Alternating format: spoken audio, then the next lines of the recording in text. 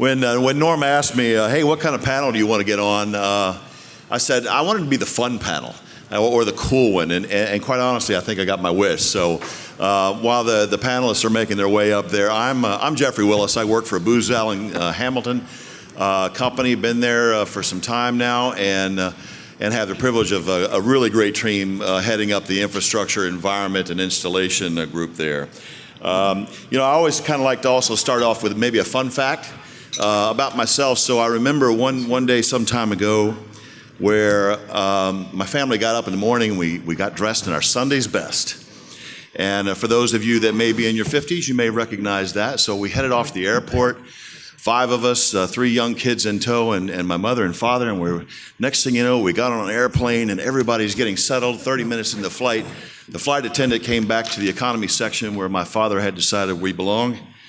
And then I summarily spilt a bowl of tomato soup all over my suit in the morning when I was 6 years old. That date was January 21st, 1970, which for those of you that know Paul Harvey, the rest of the story was that was the very first Boeing 747 commercial flight. So it was a really cool thing. Anyway, so to my left we have Dan Richard. He's going to share with us some information, of course. He heads up the high-speed rail program for California, of course. And also Ricardo Dueñas. Forgive my pronunciation there. He's the money guy, the chief financial officer, heading up, I think he shared with us, a $13 billion program to build a new airport down in Mexico City. Additionally, we've got Delphine Provost. She's heading up the expansion of the Port of Oakland, of course. Mark Zabina, who's doing the Salesforce Trans-Bay Transit Center effort. And of course, Nuria Fernandez, who is doing the Bay Area Rapid Transit Silicon Valley extension in phase 2. You may notice also a theme on these big projects. So these are the big projects. These are the ones that are worth probably collectively somewhere in the $25 to $30 billion range. But they're focusing on something that is really important, because I think a long time ago, connecting people and commerce was a really important thing. Infrastructure, I believe, is exactly designed to do that. If we look at our federal government infrastructure internally, that probably needs some help too, given our last speaker and his comments, that we can maybe help influence that very well. But with these projects, these are the cool things. So who doesn't wake up in the morning and just get excited to see something like the Golden Gate Bridge or something like that sitting out your doorway? So anyway, without further ado, we're going to go ahead and turn it over and get our first presenter going. That'd be Dan Richard.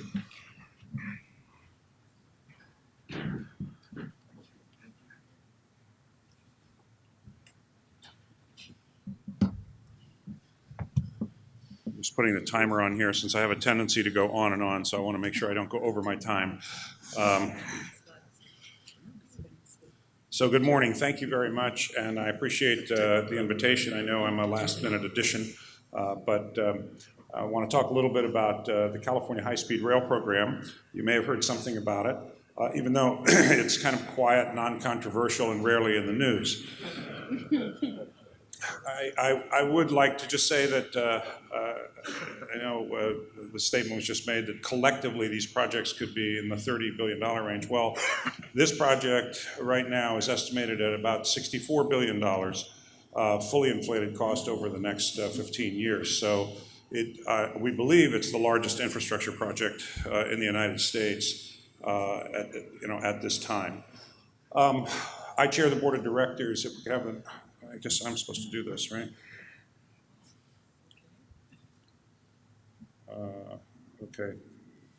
Sorry. There we go. Okay. So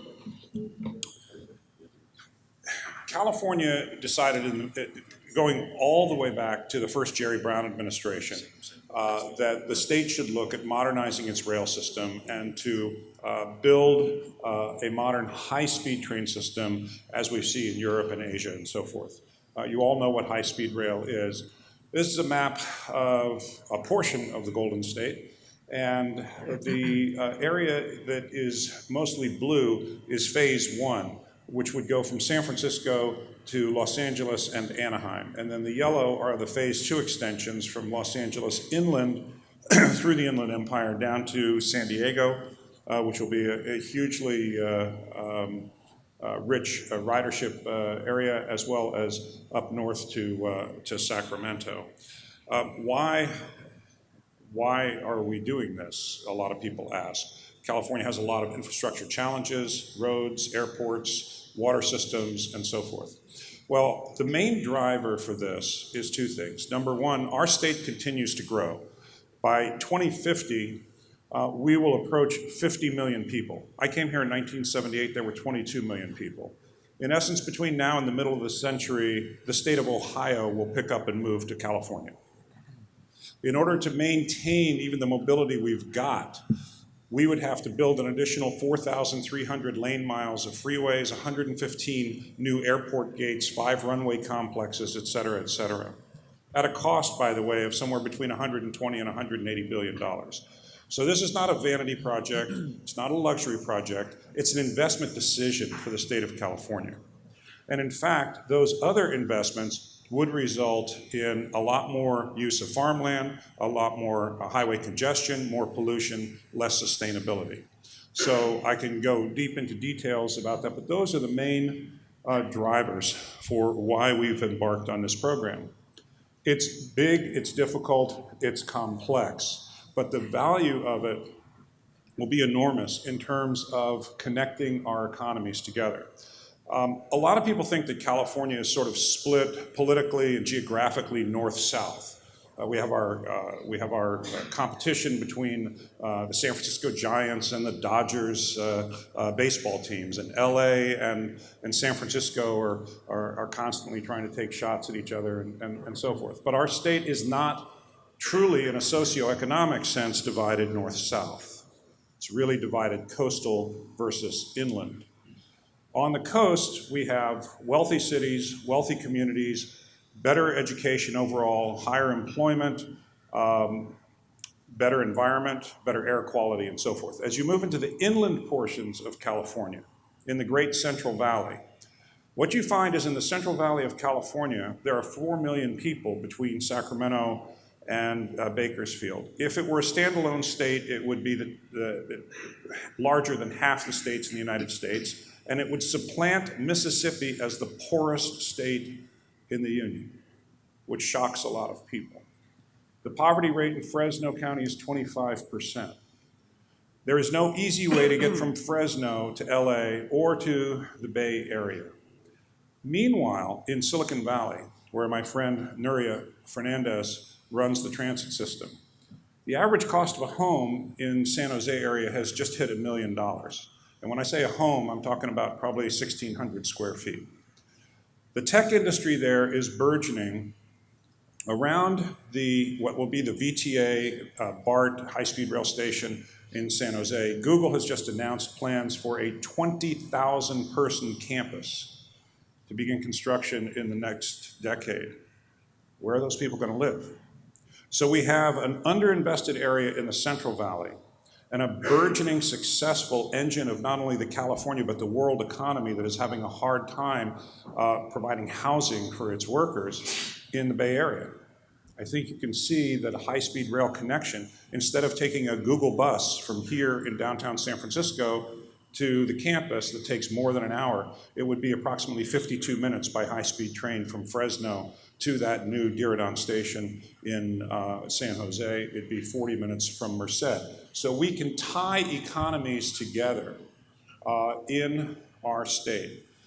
Meanwhile, between San Francisco and LA, it is either the first or second most congested air corridor in the United States. 40% of all the airline flights are delayed. Who is one of the biggest supporters of high-speed rail? The head of the San Francisco and the head of the LA airports. Why? They have limited airport capacity. They want to use it for intercontinental and international flights.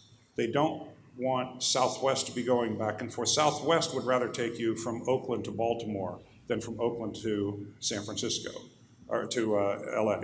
So just as we've seen in Europe, where 60, 70, 80+% of the short-haul air traffic has shifted over to rail. This is a vision that we see for California. I mentioned our underinvested areas. We have an opportunity to revitalize downtown cores in areas in the Central Valley and other places. And this is something that we're paying a lot of attention to, is the transit and land use aspects of the high-speed rail, of the high-speed rail program.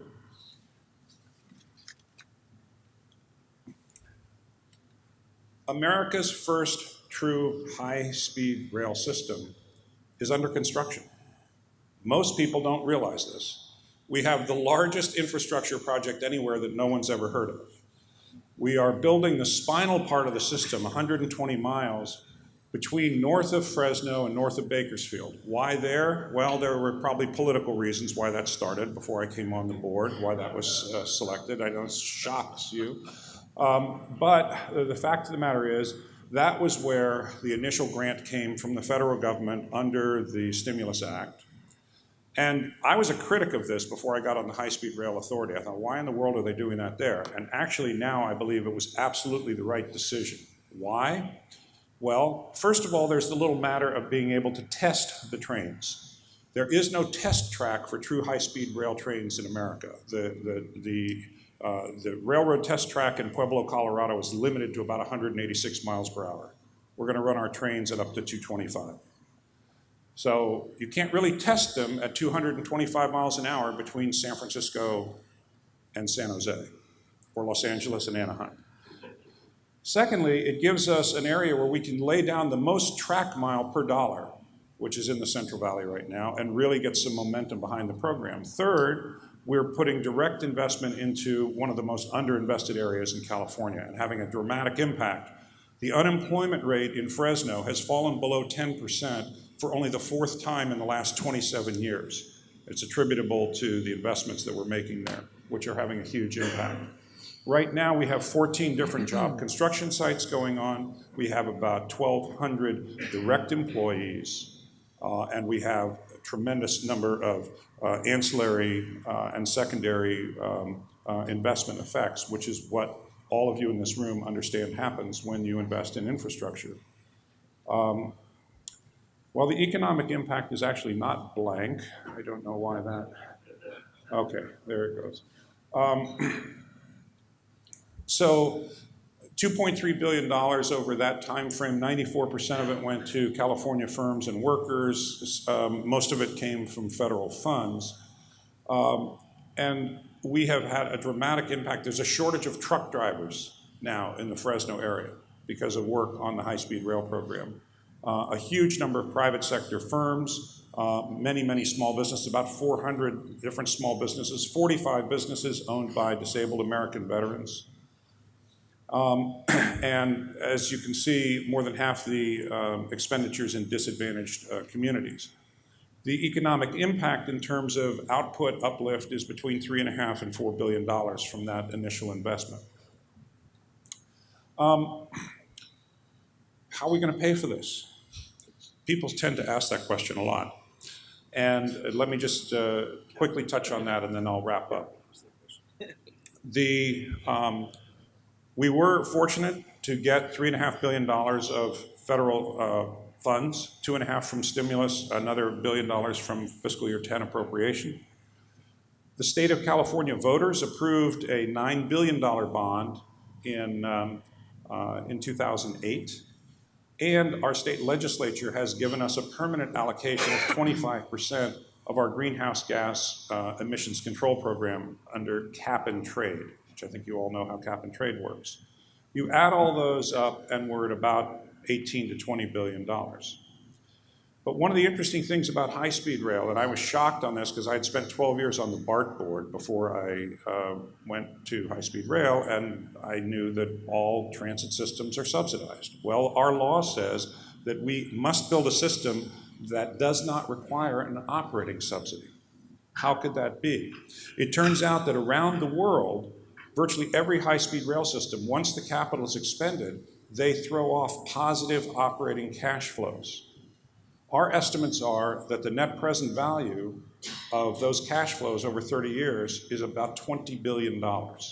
So our business approach to high-speed rail in California is that it's a true public-private partnership because the state will invest the first money to reduce the risk of the project. As we get the first leg open, we will grant concessions to the private sector. The private sector will come in and operate the system. They will pay us, we hope, almost all of that $20 billion for the rights to collect the revenues, operate the trains, and then bring their own genius, their own innovation to the program. So we are creating a commercial enterprise through a public-private partnership. We believe that in bringing high-speed rail to California, we're also laying down the basis for creating a whole new industry in the United States for rail car development. And by connecting our Silicon Valley to the Central Valley in the first phase, we're going to sustain the economic engine of the state. I don't want to go on and on. I appreciate the opportunity to give you this quick précis about what we're doing. We're very excited about it. Dirt is flying, and we've got a lot of work to do. We've got great partners like Nuria and others throughout the state that we're working with closely. I'll be happy to answer your questions either during this panel or I'll stick around for a while afterwards. Thank you very much.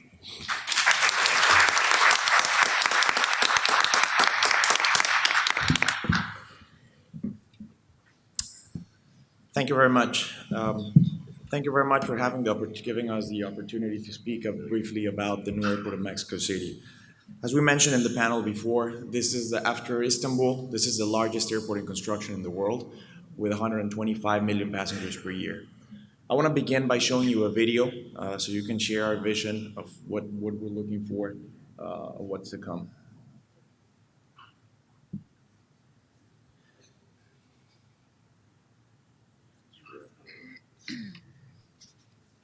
Okay, the video is not on. Let me tell you briefly a bit of history about Mexico City Airport. So before 1998, all the airports in Mexico were government-owned. In 1998, the government decided to privatize most of the airports in the country, and 3 airport groups were created: OMAGA, PASUR, and GACM, which is the entity that I represent. GACM, it's the holding company today of the Mexico City Airport, which is the most important airport in the country. It handles around 50% of all the cargo in the country and 1/3 of all the total passengers. Since 1998, passenger growth has been growing. Passengers have been growing at very important levels.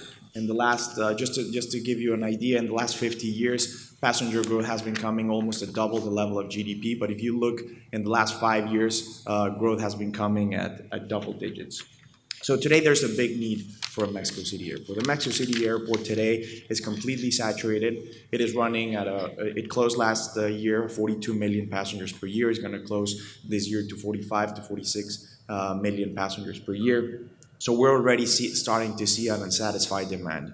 The Mexico City Airport has 2 runways, but they operate one single approach, and you're seeing at maximum capacities have 1 plane landing or departing every 60 seconds. I want to tell you briefly what we've been doing in this project since we began. We began planning this project since 2012, since this government began. 2014 was the official announcement. In 2014, we began with initial preparation. So what did we do? We created the entity that is in charge of the project, which is GACM. We brought all the people that are working in this project in. We registered this at the Treasury. We got all the environmental permits. We decided this airport was going to be a LEED Platinum terminal. LEED is certification, as you know, for sustainable buildings. This is going to have the highest level within that, which is Platinum. We also began with preparing the foundations. We started analyzing what were going to be the foundation techniques. The soil conditions of the new airport are very challenging. There's a 20 to 30 centimeter, the land sinks between 20 and 30 centimeters, which is very challenging, but the technology and the engineers, their solutions for that. Who's the team that's leading this project? So GACM, which is the sponsor of the project, and we have hired some of the best in their fields. We have hired Parsons, which works with us as the program manager. They work together with us, making sure we're making the right decisions on a daily basis to stay on budget, to stay on time, that we're sequencing the events properly. We hired Norman Foster as a master architect. We hired Arab, which is, a British company with decades of experience to help us develop the master plan. We hired Netherlands airport consultants they have done hundreds of airports around the country, around the world, and they work together as the master engineer of the project. We also have a panel of experts in which we consult all the major decisions, very technical decisions. Where is this airport located? It's strategically located. It's located 5 kilometers away from the existing airport. This airport is going to replace the existing airport. The air paths cross, so the same day you open the new one, you're going to shut down the old ones, which is a very challenging process, but it's not new. This has been done in many airports around the world. This is just to show you the dimensions of the new airport. On the left-hand side, you can see the existing airport, 770 hectares.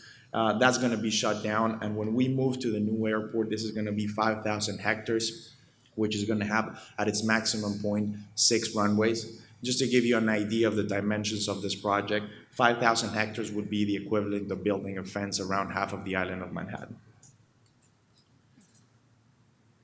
2015, we began planning and design with project planning and design. One of the key aspects of developing an airport is to bring the stakeholders early on in the process. 80% of the value of a project is created or destroyed during the planning phase. So it's very important to bring everyone early on into this stage. So we held over 200 meetings with the different stakeholders in the airport, the government agency, the service providers, all the regulatory agencies, the airlines, to bring all their impact and all their input into the project. And we came up with the master plan. And this is the master plan. An airport has to be developed in stages. On an we're looking at a very aggressive timeline, 2020, in which we want to open the airport with 3 runways with a parallel approach. What does that mean? That you can land or take up 3 planes at the same time. So we were going to open up with 1 terminal, the size of 743 square meters, which will have capacity for almost 70 million passengers. And as soon as we open up, we will start expanding till we reach 50 years, when we're going to reach the maximum capacity in which we're going to have an airport of 125 million passengers with 6 runways, 2 terminals, and 2 satellites. So this is the way we work on a daily basis. We have the master architect, which is developing the blueprints, the executive projects of the land side. What is the land side? The passenger terminal, the traffic control, the ground transportation center. It's basically everything that you can see, the physical structure. And we have the master civil engineers, which is in charge of giving us the blueprints of the air side of the airport, which is the runways, the aprons, the support facilities. Transparency, I want to make an emphasis on this. This is one of the most observed projects in Mexico at this time. It's one of the largest airports in infrastructure projects in decades, and we really want to set the stage for transparency in a project. So we have done things that first time in a project in Mexico. The first thing is every single contract that we have, you can go into our website and you can have access to each one of the contracts. Today we have almost 300 contracts with hundreds of different companies. You can go on our website, take a look at the contract, and not only the contract, everything that's happening before the contract, which is what were the companies selected, what was the criteria, what were the positions, and everything that's happening after the contract, how are we maintaining and following all the different contracts. We have the OECD. We brought early on the OECD to help us make sure that we are using the best the best practices around the world in terms of corporate governance, in terms of procurement processes. We have live transmissions of every bidding and tendering process, and we brought in a solid corporate governance. We have independent board members. So transparency for us is something that we take very seriously, and it's one of the key drivers within the organization. 2016, we began with the execution. We began with the initial projects. There were 6 initial projects that are already finished. We began with a fence to surround the 5,000 hectares. This is 33 kilometers of fence around the airport. We built the access road, 58 kilometers of access roads to move all the different machinery around. Today we have 7,000 trucks coming in and out of the perimeter. We built the offices of GACM, where all engineers work and live. There was all debris removal. We cleaned and leveled the whole area. There were 1,200 hectares that had to be leveled and cleaned. We built the temporary drainage. Those were the initial projects, which were already finished. In terms of finance and structure, this is a $13 billion project, as we mentioned. Half of the resources are coming from the government, half of the resources are coming from the private sector. And the way we developed it, we're using the existing airport to finance the new airport. So we developed this financing staging processes. In the first stage, we created a revolving credit facility for $3 billion for 13 banks. And in the second phase, we have been issuing bonds in long term. Last month, we issued $4 billion in the market, $3 billion in a 30-year bond, and $1 billion in a 10-year bond. We have received around 15 awards for this transaction. This is roughly, I'm not going to go into detail into this slide, but we're using the excess cash flow from the existing airport and we're segregating into a trust. There's three things that are important. We are reducing the exposure from our investors. There's no construction risk because we're relying on the existing airport to finance the new airport. We issued already $6 billion of bonds in the market. And why $6 billion of bonds? Because that's the capacity that we can lever the cash flows generated by the existing airport.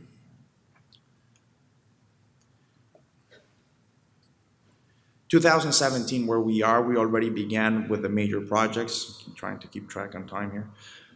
The major projects, there's already 39 projects underway. The passenger terminal, which is the flagship project within the new airport, is a $4 billion project. There's 7 companies involved in this, 5 local companies, 2 international companies. The air traffic control tower, it's already in construction. The Electrum substation, 2 other runways already in construction, and last month we began with the construction of the 3rd runway.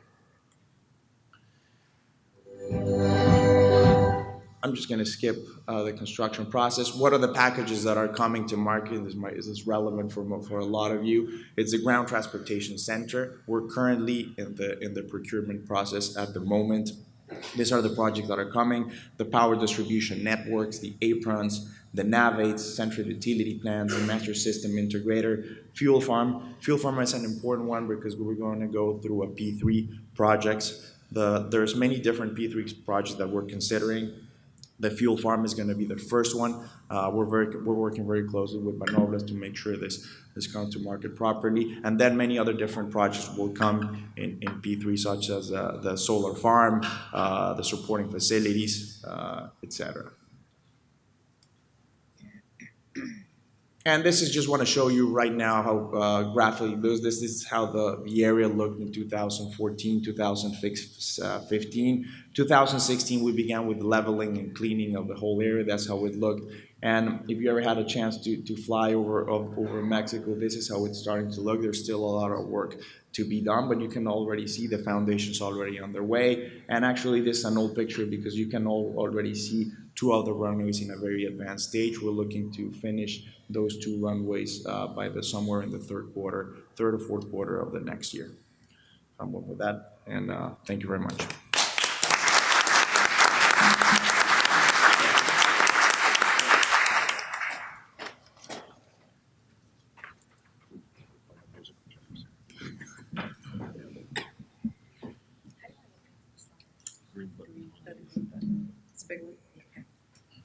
Good morning, everyone. First question is, can you see me above the podium? Turns out they make everything for people taller than 5 feet, and I just missed the mark. Good morning. My name's Delphine. I'm Manager of Administration and Finance Services and Projects for the Port of Oakland's Maritime Division, and I sort of emphasize Maritime Division because for those of you who don't know, the Port of Oakland is actually what we call a combined port. We own Oakland International Airport, as well as the seaport, which we call our maritime area. And then we have some commercial real estate property along the water, the Oakland Estuary, in between the two. So today, I'll be speaking exclusively about our seaport. And I probably can't answer any of your questions about the airport other than to let you know it's amazing. And next time you come to the Bay Area, you should absolutely fly in and out of Oakland. There's a BART connection straight into downtown San Francisco. All right, so this is our port, and if you walk out of this hotel, make a right turn, head down to the bottom of Market Street, look across the bay, you'll be looking at that point that's in yellow at the bottom, and that's the very sort of outermost portion of our seaport. We sort of have a V shape. We have, well, let me start with more basics than our acreage. So we are Northern California's container port. We're about 99% containerized cargo. We do have a small amount of bulk. I'll get more into that. But if your products are coming in or out of Northern California in a container, an ocean-going container, it's coming through Oakland. We handle about 2.4 million TEUs. A TEU is a 20-foot equivalent unit, which is a 20-foot container. Most of the containers you see on trucks these days are 40-foot, but we measure everything in 20-foot units.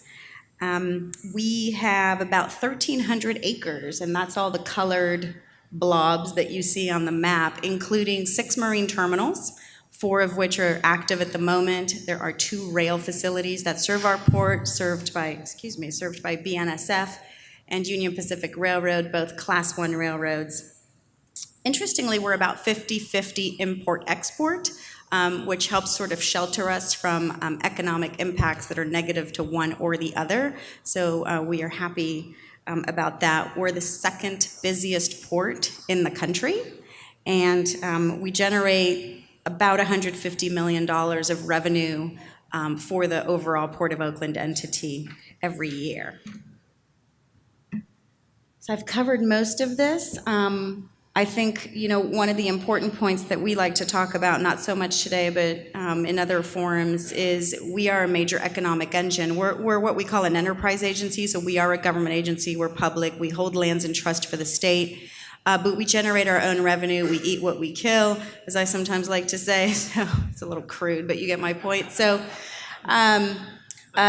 you know, having customers who bring cargo through the port's really important, and then in turn we create value, and we do that in a lot of different ways, but 2 of those ways is approximately 29,000 jobs and over $2 billion of business revenue.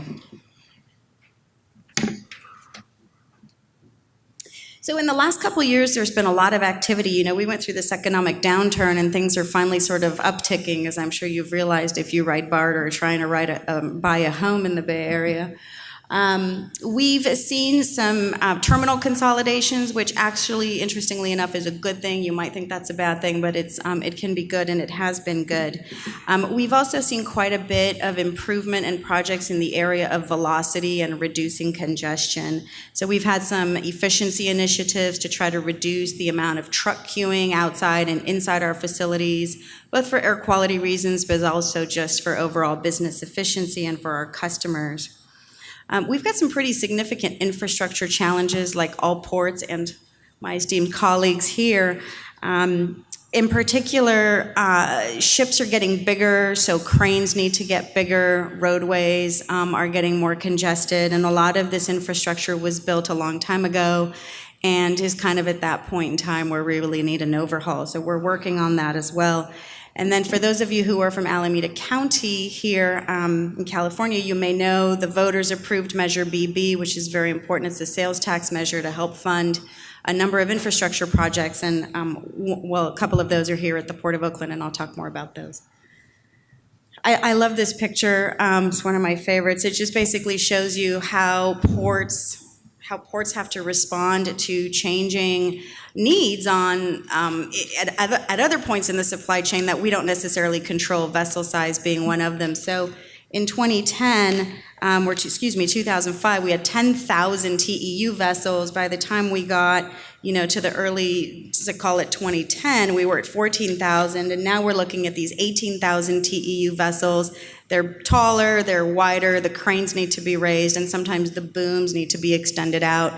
A new crane is $12 million, raising a crane is maybe $4 million, so you do the math, it gets pretty expensive pretty quickly. So what are we doing about the future?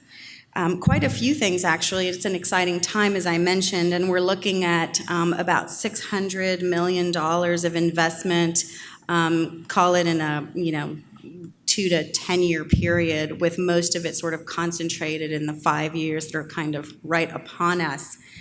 In particular, we have a focus on marine terminal upgrades, and then also logistics facilities, and in particular rail-served logistics facilities. Both of those are really important for different reasons. The terminals are important because without a marine terminal, you don't have a port. If the ships can't come, there's no port.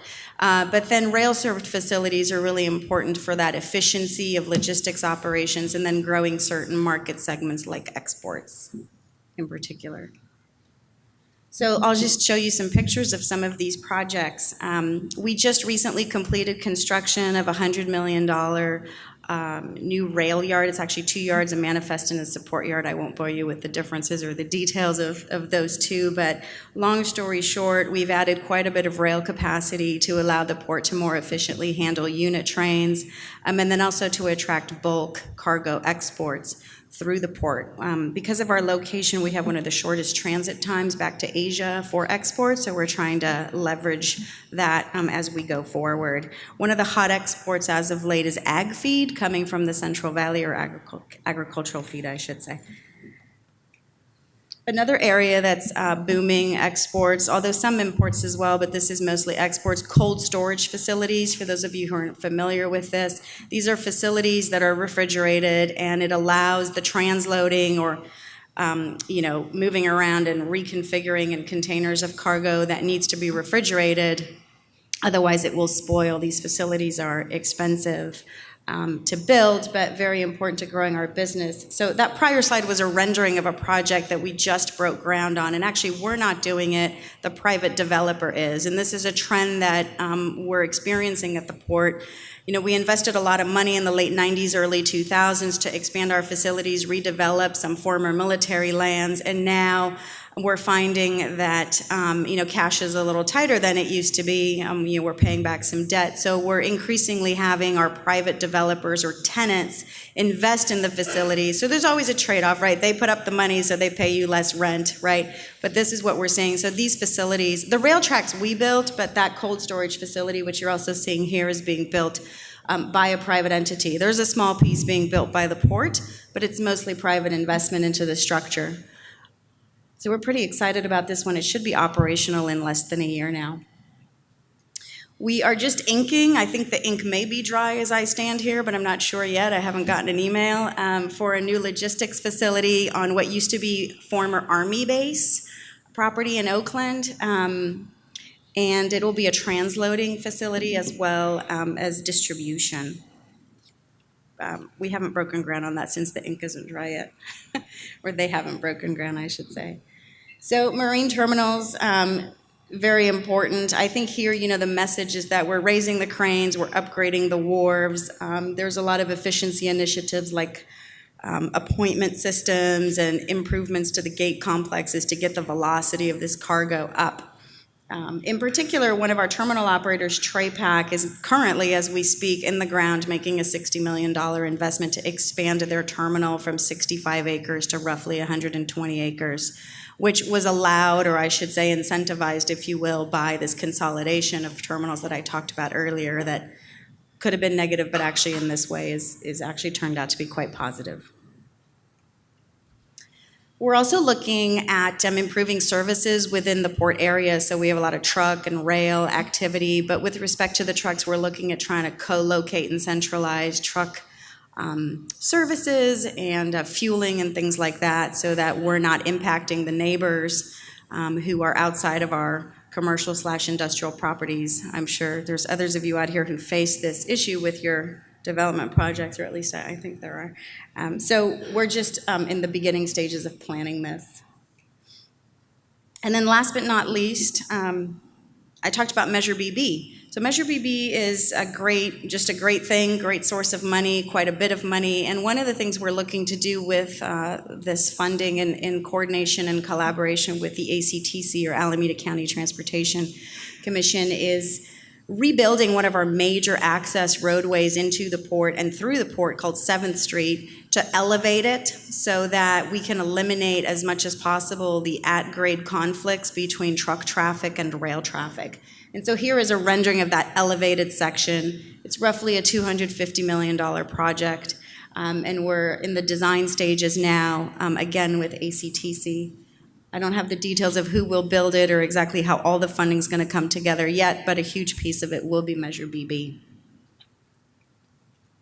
So that's the Port of Oakland. I'm going to keep it short and happy to answer any questions later on.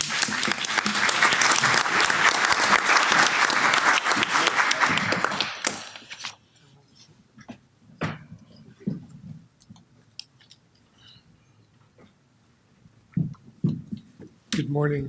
Let me get my timer up.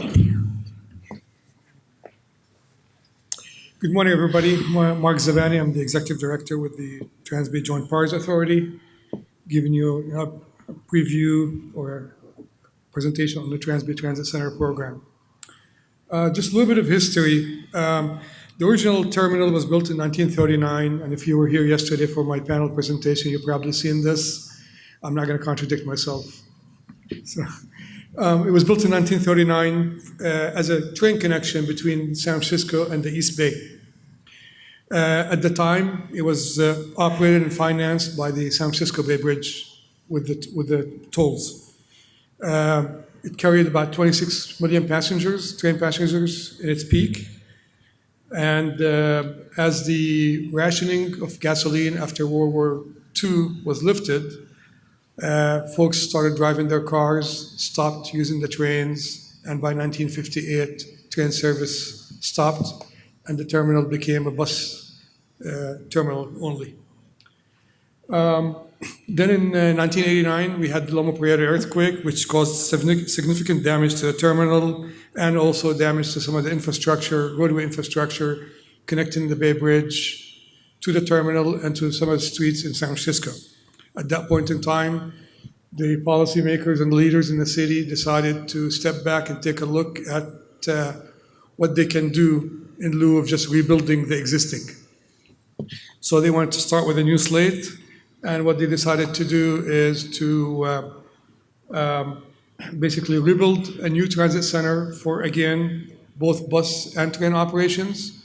Also request from the state of California to turn over the terminal to the Trans-Bay Joint Powers Authority, and also requested Caltrans not to build the infrastructure, connecting ramps in that area so that the land occupied by the infrastructure can be sold and a transit-oriented development can be built and used to finance the program. And that went to the voters in 1999, and it was approved. So some milestones. 2003, a co-op agreement was entered with the California Department of Transportation to transfer the land. That was about 12 acres of land, very valuable land. In 2005, the Trans-Bay Redevelopment Plan was adopted, and in 2012, the Trans-Bay Transit Center Plan was adopted. Both these plans were the instrument for us to redevelop the area, create open space, rezone the area, and make sure that land use is compatible, and to facilitate the construction of the Trans-Bay Transit Center. The center is going to accommodate 11 transit districts, 8 bus lines from throughout the Bay Area, future high-speed rail, Caltrain, and we have a connection to BART. The program currently is about $6.4 billion. It has 3 elements that are interconnected. Phase 1 is the transit center itself. It's the station that will accommodate buses. Phase 2 will bring Caltrain and future high-speed rail into a transit center and makes it a train connection. And then Phase 3 will be the resulting new neighborhood as a result of all this development. This is just a depiction of the footprint is. What you see in green is Phase 1, transit center, temporary terminal that we had to move the buses to so we can build the transit center, and the bus storage facility under Interstate 880, and a direct connection to the Bay Bridge, which is a bus ramp into a transit center. Phase 2 is what's shown in orange, which is the extension of the trains from 4th and King into a transit center. Let me start with phase two. We call it the Salesforce Transit Center because we entered into a naming rights agreement with Salesforce to name the transit center. That's a 25-year agreement for $110 million. And when I talk to the private sector, I usually tout it as a great achievement. When I talk to the public sector, they keep on telling me, why are we selling public infrastructure to private companies? So the transit center is 5 stories. On the top is a rooftop park, 5.4 acres. Underneath that is a bus deck that serves East Bay riders. It has 37 bus bays directly connected to the Bay Bridge. Underneath that is a grand hall, main entrance to the transit center. And below that, you see the gray area. That's the infrastructure for the future trains. We call the train box. You've got the lower concourse, waiting area, and you have the train platform, accommodates 3 platforms, 6 trains.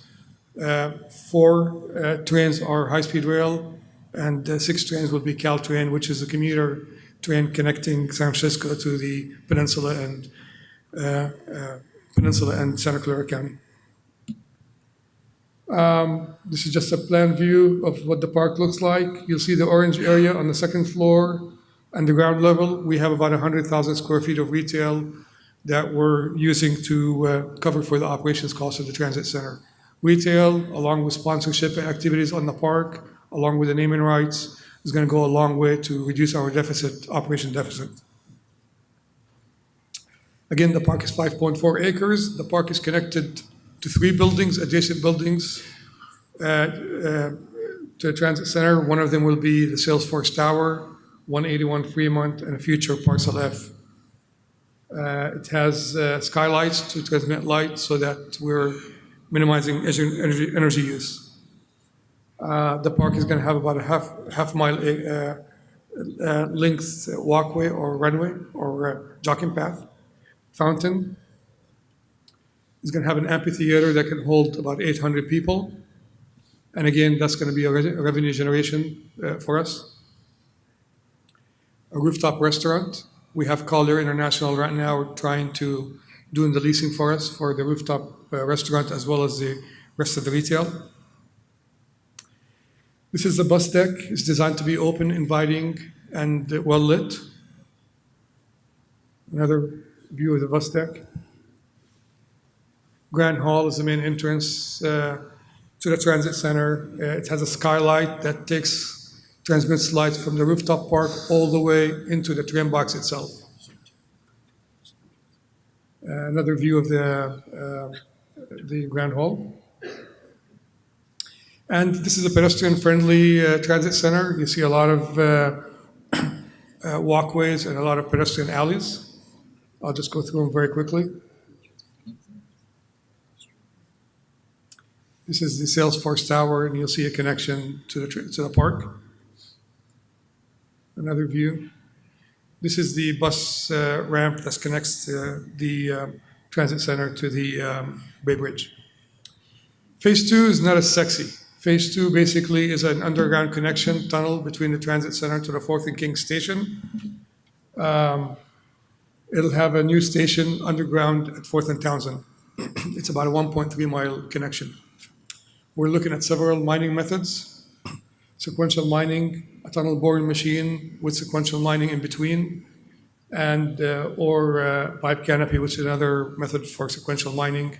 The idea is we need 3 tracks between the 4th and Townsend station into a transit center. The transit center has 6 tracks. We need 3 tracks in order to make sure that the operations are flawless, and if there's any delays, that we can mitigate these delays. That's what the train platform looks like. And this is what the lower concourse area is envisioned to be. New neighborhood, the transfer of land allows us to use some of the land to build the transit center and the rest of it to sell to create a new neighborhood and as well provide revenues to fund the transit center. We were able to create approximately 4,500 housing units, much needed, and between 6 and 7 million square feet of commercial space. The Transway Redevelopment Plan allowed us to redevelop the area and also gave us the mechanism for tax increment financing.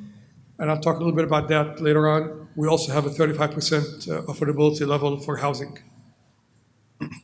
This is the redevelopment area. It's in two zones. Zone 1 is by the redevelopment agency, and Zone 2 is the jurisdiction of the planning department working together to create this environment. The transit center plan allowed us to rezone the area for higher buildings, and in turn, if a developer wants to buy higher buildings, they will participate in what we call a Belarus or a community facilities district, and that will also generate funding for the project. And we also have what we call a community facilities district. This is a neighborhood assessment to provide services over and above what the city provides to make sure that the area stays clean and the homeless situation is managed. It also finances the maintenance for parks.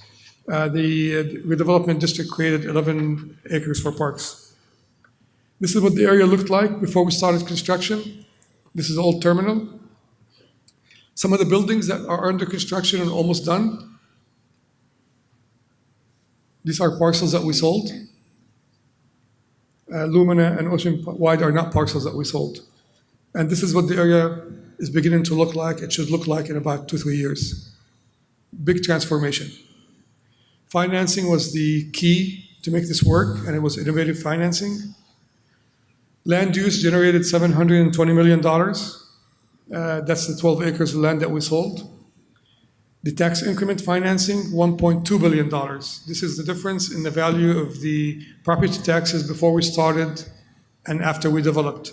That value goes to the project for the next 30 or 45 years. After that, it reverts back to the city, the incremental value.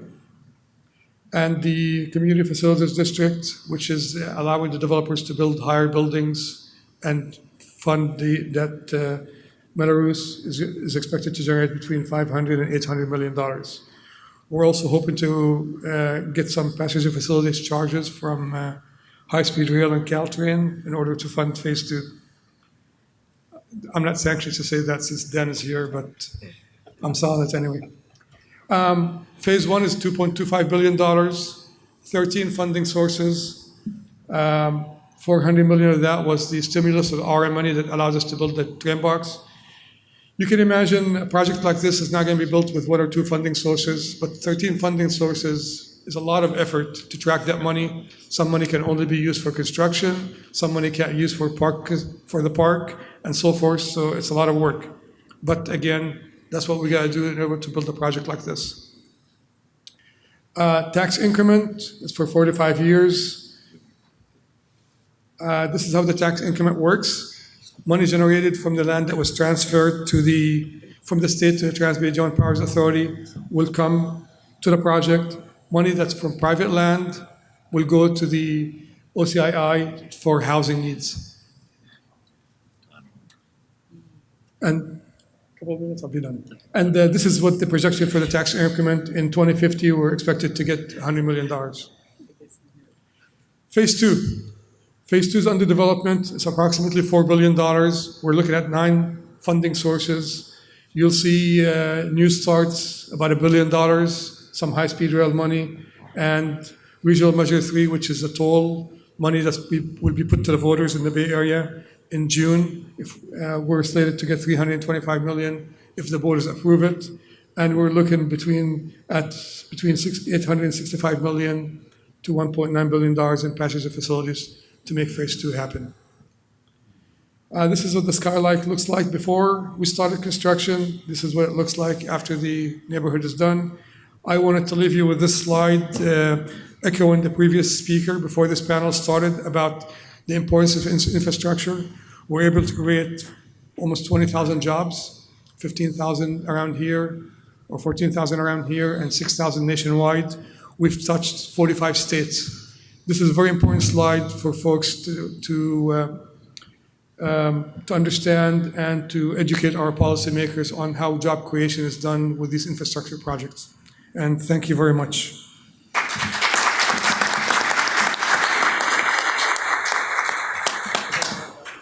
Okay, good morning. I am Nuria Fernandez, the General Manager, CEO for the Valley Transportation Authority in Santa Clara County. It's about 40 miles away from here. So given the time restriction of this panel, I would say that I believe that everything that needed to be said as to why California is experiencing its hottest moment since the gold rush has been said, but not all of us have been given a chance to say it. So here I go. I have this little project that we call the BART extension into Silicon Valley. It's a 16-mile extension of BART service, starting at the Warm Springs station in the city of Fremont, and scheduled to go all the way into through the city of Milpitas, city of San Jose, and terminate in the city of Santa Clara, and that should happen by 2026. But in the more recent time, what we are doing is completing phase one. And you ask, well, you know, how is this all put together? It's a BART service. I am running a light rail and a bus service, but it's really part of what is not unusual, but quite unique for the BART district. We in Santa Clara County decided over 30 years ago that we wanted to bring BART service to our county. And you know how it takes. It takes about 40 years to plan and build an airport. It takes about 30 years to plan and get going on rail. So what we did was, through a series of ballot measures that I'll go over very shortly, we made a determination that in order to get this service, we would have to fund it. We will plan it, design, and build it. But we will then enter into an agreement with BART so that that district could then operate and maintain it. We are doing just that. So we broke this project down into two phases for multiple reasons that I'm not going to go into in great detail. Some of it had to do with funding and our ability to provide the necessary resources to operate and maintain a new system, and in addition to our current light rail and bus service. But more importantly, it gave us an opportunity to really rethink how we wanted to bring this project into our community. So the phase one project, I'm pleased to say, it's going to be completed. By this time next year, we should be fully operational. It's scheduled to open up the summer of 2018. It's a 10-mile extension, as I mentioned earlier, starting at the city of Fremont in Warm Springs. And then there'll be two stations. The first station coming into Santa Clara County is going to be in the city of Milpitas, and the second station will be in North San Jose in an area we call Berryessa. The estimated ridership that first year of opening of 2018 through 2019 is about 23,000 passengers. The project itself is a $2.4 billion project, leaving Warm Springs at grade open cut all the way into Berryessa, an elevated structure. And then there's phase two. And phase two is, we have costed that to be about $4.7 billion. The total funding for it is going to be about 4.9, but the 4.7 billion will have 6 miles. 5 of those miles will be in subway, and the remainder will be at grade in the city of Santa Clara. There'll be 4 stations. The 3 subway stations will be located in the city of San Jose, the last station in Santa Clara. We anticipate that this project, if all goes well, should be completed in 2026, early 2026. Anticipated ridership will be 33,000 passengers per weekday, and at the cost is $4.7 billion. And of course, it's more dollars in this shorter segment because of the subway element of the project. So we've got some milestones. One of them is the completion of our stations. These are really iconic stations, given the importance and significance that this service is going to have into our community. The cities were very determined that they wanted to use these stations as a magnet for economic development. And as you all know, that's what rail does. It does attract a lot of development, and we have extensive projects going on throughout our existing light rail with transit-oriented development. So the station on the left project is our first station into the county, and that is the station at the Milpitas station.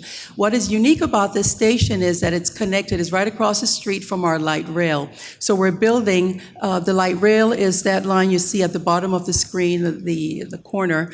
We built a pedestrian bridge that connects the BART station to the light rail station.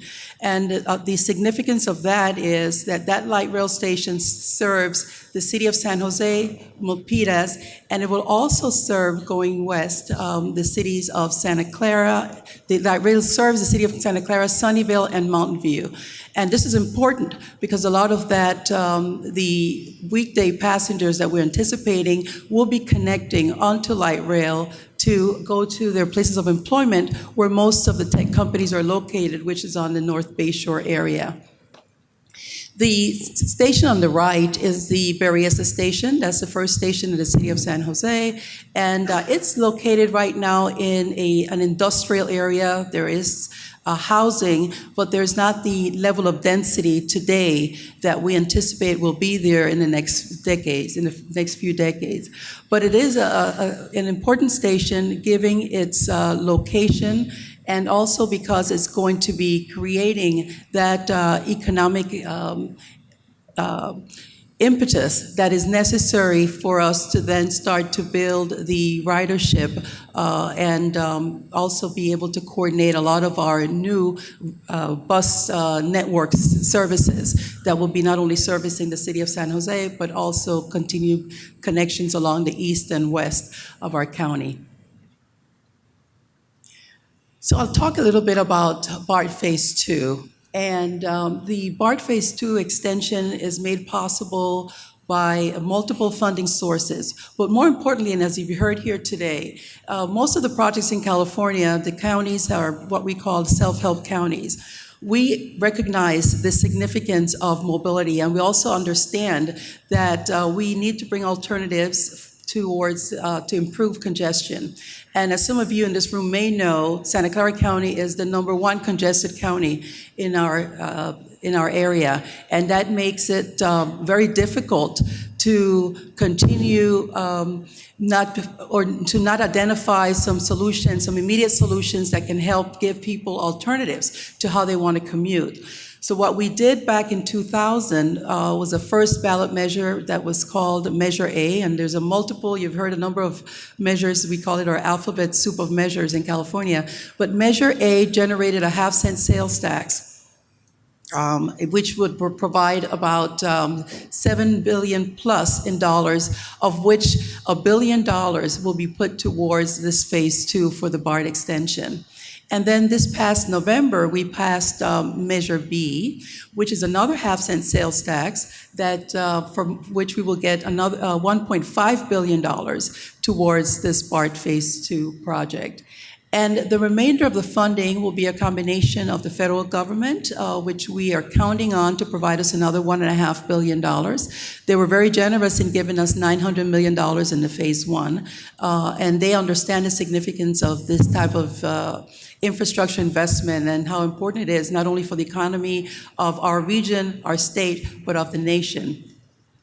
And we also have a number of funding sources coming from the state government, one of which provided the TCRP funds, which provide about $160 million, which we use in the early phases of this project. So all in all, it's a $4.7 billion project. The difference between the 4.7 and that 4.9 is the contingency for risk that we are going to be required to provide, and then also the financing of this investment. The Phase 2 alignment, I won't spend too much time here. I already mentioned that it goes from the city of Fremont all the way to the city of Santa Clara, so it's what you see in that solid blue line at the bottom of the screen. And the reference that I made to the economic prosperity and the significance of transit-oriented development. We do anticipate a lot of public-private partnerships with transit-oriented development. Dan Richards mentioned earlier, one of the key stations that's going to be part of this phase 2 is the Diradown Station for BART. But there's an existing station there today that serves that Caltrain, Amtrak, and light rail for VTA. And what with the advent of BART connecting at that location, in addition to high-speed rail, it's going to be a major gateway to this area. And what we are, as a matter of fact, we have dubbed it the gateway to Silicon Valley. That in itself, it's been of great interest to developers in our area. It was referenced earlier that Google has acquired property, and it's their intent to build over 8 million square feet of office and commercial in the space around the Diradown Station. And other companies are following suit. Every day we read in the paper that some other company has acquired a parcel or two. So what is going to happen in downtown San Jose is going to be transformational. This is like nothing else we have seen before, and we hope that energy and revitalization continue throughout and spreads throughout the influence area around that station. I just wanted to highlight one of the unique opportunities that the construction of subway will have coming into downtown San Jose. And it's unique because as we know, the subways have been built for the most part as a twin bore construction and operations. And the tunnel, the twin bore tunnel, is the way that has been around since the last century. And is tried and true. And one of the things that we also recognize is that downtown San Jose has gone through some very difficult times economically. We have lost a lot of businesses. When we built the light rail 30 years ago, the majority of the businesses went into bankruptcy. And unfortunately, to this date, we have not been able to see the resurgence and revitalization of the downtown. So we thought it would be a good idea to look at some other options for tunneling that will be less disruptive. And one of the things that we did was look at the tunnel in Barcelona, the Line 9, which is a different type of operation, but it was built as a single bore. So what you're looking at here is just a side-by-side of an idea that we are, together with the BART organization, going to be doing a peer review to assess the value, the risk, and the opportunities that a single bore, that would be a 45-foot tunnel, a deep tunnel, and a twin bore, which would be two tunnels that will be 20 feet in diameter, what the values of those are, and then what the impact of stations built in a twin single bore, which will be all encompassing. It would include both the tracks and the stations, and then the twin bore, which will have the two tunnels and a station platform, but built in a cut and cover. What are the pros and cons of those two types of construction, and then of the operation? So that's ongoing, and we should have more information on that in the next 6 weeks. So with that, I think I'll wrap up now. I was told I had 5 minutes, I took 10, but I appreciate the opportunity. Thank you.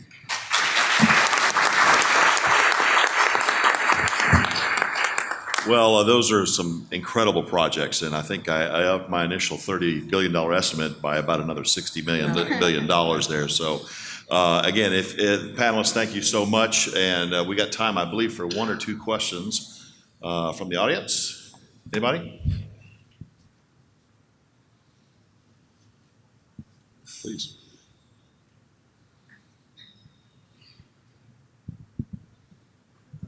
Thank you.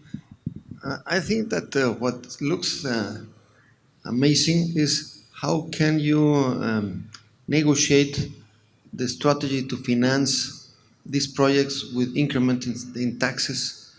And if you have you have to be, it has to be defined before you start the project. And I direct the question to the panel. I think Sure.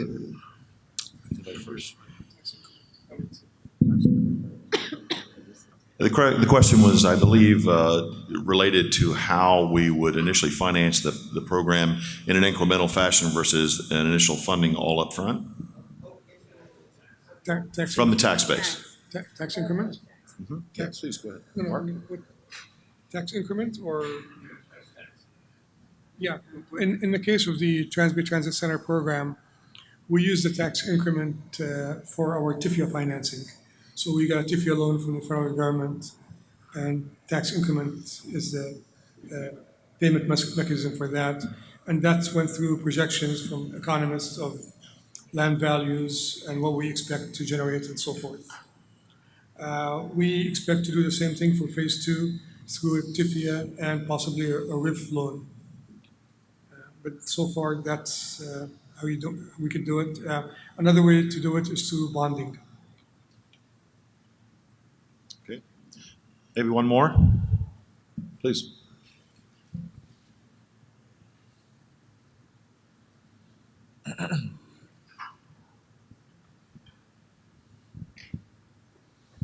I guess when you look for the sources of funds, and a little bit on the point of financing, it kind of looks like a jigsaw puzzle. You have some taxes, some subsidies, some of this, some of that.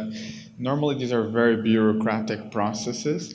Does this have a significant impact on the timing of the project itself? I guess that's point number one. And point number two is, we're talking about a lot of projects which focus very much on charging the broader taxpayer rather than charging the specific user. So I'd love to hear your opinion on, let's call it a user-specific project, which normally the ones which are privately funded tend to be more, rather than a kind of community-wide taxation to fund a specific infrastructure project.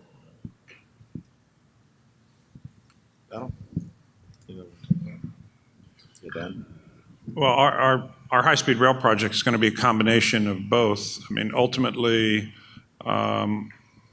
we see it as about 1/3 from state sources, 1/3 from private sources, which is basically going to be user-based in order to pay it back. And the missing element would be the 1/3 from the federal government.